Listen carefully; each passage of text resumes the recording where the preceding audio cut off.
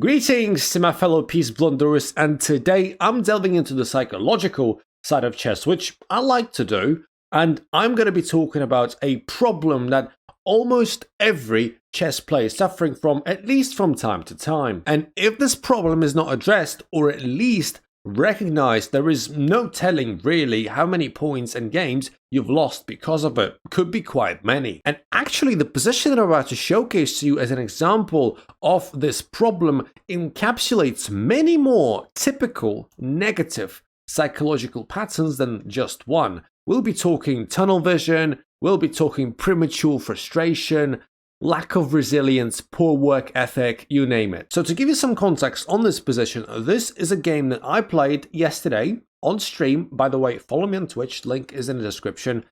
And I was not having a good time at all. I had lost the game just before that. I was not playing well. I was sick, and I'm still sick, if you cannot tell by my voice already. But it was at this point where my opponent made a mistake, and I felt finally a bit relieved. You see, for the last 10 moves or so, I was completely fixated, just as a dog would be fixated on sniffing your butt, to play knight d6. And it's not hard to see why. d6 is an amazing square for the knight. And up until this point, I couldn't really do that because if I play knight d6 right now, of course the e5 pawn is hanging, so it's going to be a terrible blunder. But because my opponent played this weird bishop d5 and did not take on f5, which I was fully expecting them to do, they enabled me to play f6, attacking that bishop on g7, and by extension, protecting the pawn on e5. The e5 pawn is no longer threatened by this bishop. Now the bishop, quite predictably so, retreats to h8, and here I made my first, unfortunately not the last, crucial mistake.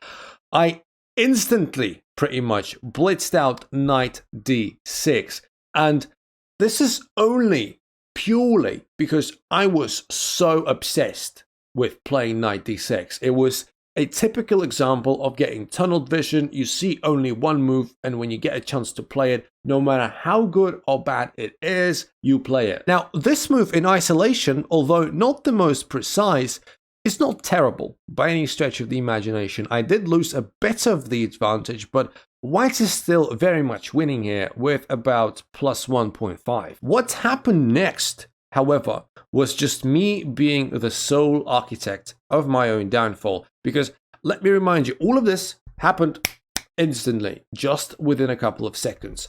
Bishop h8, I blitz out knight d6 because how fixated I was on it. And as soon as I play knight d6, I grab my head like this. I was like, oh my god, what have I done? Why did I just play knight d6 without thinking? And what I saw was bishop takes f6, and now e takes f6, and the knight is undefended. So they just gain a free pawn. This is what I saw, and I was shocked. So this position I saw from here, and this is where I was slowly but surely losing my will to live. I was so frustrated, I was so pissed with myself for blitzing out knight d6 and not seeing this sequence. I was sure I blundered terribly, and I, at this point, felt that I deserved to lose this game because, you know, if you play moves like these in a style like this, the loss is the only outcome you really deserve.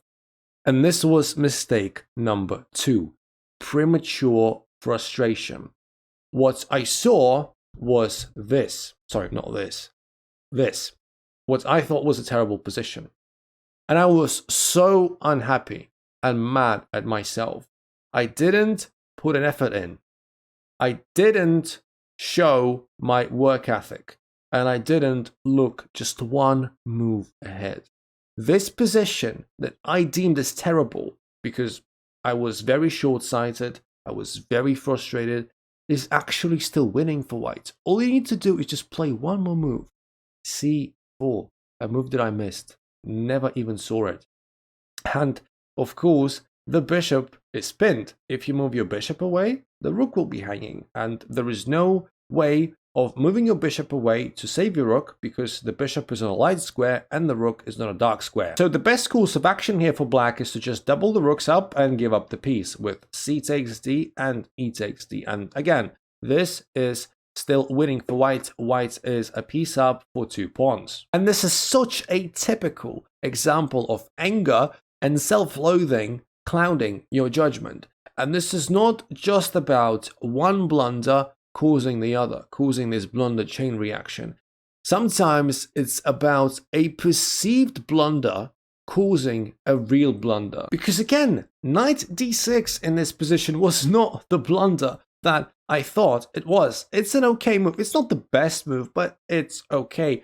But just because I was in a terrible mindset and I was only calculating in short bursts, not in long variations where you need to actually do some hard work and calculate to the end. And funnily enough, after bishop takes f6 and knight takes on f7, one of my viewers, shout out to Cat Surfer, pointed out, wait mate, what the hell have you done? Why didn't you just play e takes f6 and let them take? Because after c4 you win a piece. And I'm like, oh.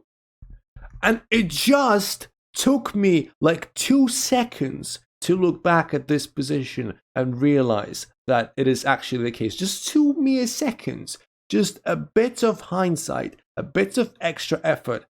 All it took me to look back at this position and see, bloody hell, I should have done that. And well, as you can imagine, realizing that I missed a winning sequence and realizing that the blunder that I thought I made was never a blunder aggravated my mental state even more. And I was sitting there thinking like, come on, what the hell are you doing? Bishop takes f6, e takes f6, rook takes d6, c4 is not a long sequence. And I saw this and I'm like, bloody hell, this is what I usually see 90 plus times out of 10 on a normal day. But on that day, I didn't see it because not only was I frustrated, I was lazy. Frustration can actually be a good thing if you can channel it well and if you can control it well. Sometimes if you can manage to perform against all odds and you can use this inner anger and fire to perform better, that's an amazing skill to have.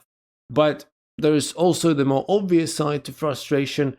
It makes us perform worse most of the time. We just want the game to finish as soon as possible, and well, this is what basically happened. So a good takeaway from this as well is that when you thought that you had just made a blunder, take a breath, just close your eyes, compose yourself, open your eyes again, and then reassess the position. Ask yourself a question. Okay, did I really make a blunder? Maybe the position is not as bad as I think. Don't give in to this self-loathing. Had I just taken a brief moment to just, again, take a breather and look at this position again, I would have probably seen that sequence. And of course, on top of that, this also shows us how you should not be blitzing up moves if you have enough time on your clock. And that game time was not really an issue, at least not at that moment. And interestingly enough, it's not actually the blitzing out of the moves that failed me there. It was the frustration caused by the blitzing. So it's a multi-layered issue, if you see what I mean. So yeah, please let me know if you'd like to get more videos like these where I just sit and discuss some psychological issues that people have with chess. And if you found this video useful, please like and subscribe. Follow me on Twitch. I stream Wednesdays, Fridays, and Sundays, usually. Find me on chess.com, join our Discord, all that good stuff. And I'm going to talk to you very soon, my favorite unintentional gambiters. Love you all. See ya in the next one.